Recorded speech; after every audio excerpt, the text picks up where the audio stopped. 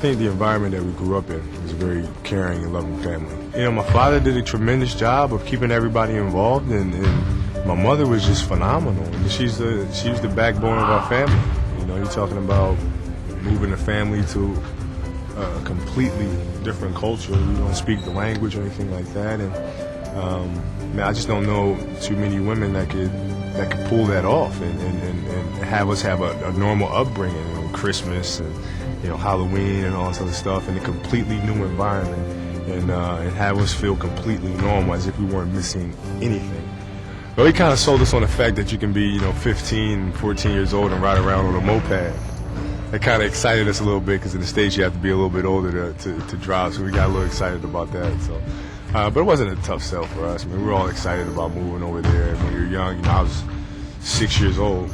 My sisters were 7 and 8, so it was, at that age, the transition's pretty easy. When you're a kid, you're so young. I mean, you just kind of roll with the flow. As long as I had my sisters, had my mother, had my father there, everything was fine.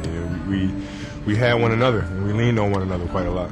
We really helped each other learn the language and learn the culture fairly quickly because at the age of 6, 7, and 8, I mean, you pick things up quicker than you pick the language up quicker than my father would or that my mother would. So we would teach them a lot about the language and about the culture and things that we learned at school. So it helped a lot. I mean, it was fun.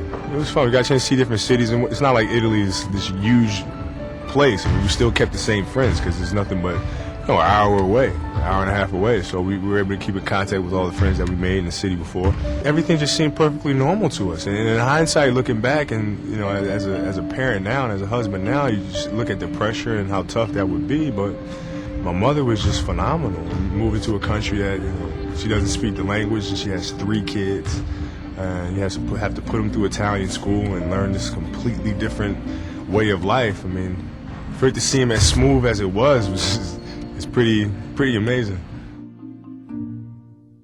Well, we had to talk about me going pro straight out of high school, and me wanting to go pro, but not really being certain about if I'm ready to do this or if I can overcome this challenge. And you just kind of saying, well, son, whether you're ready or not, this is something that you want to do. We're going to support you no matter what. And at the end of the day, it's all going to be about how you decide what kind of path you want your career to take by your work ethic and how hard you work. And he said if you do that, then everything else will work itself out. Even if you're not ready when you come out, the first year, second year, or third year, you continue to work, you will be ready. And I think that's the kind of life lessons that fathers pass on to their sons, and it worked well for me. The one lesson that I think I would pass on to my kids that I learned from my father and my mother is that we will love you no matter what. No matter whether you fail, whether you succeed, no matter what you may encounter throughout your life, we're going to love you no matter what. And that's something that they taught me and my sisters at a very, very early age. And I think that gave us the confidence that we needed to try to succeed and not be afraid to fail, because you knew that your parents were going to be that safety net to catch you at all times. And that's something that I think is very important to pass on to our kids.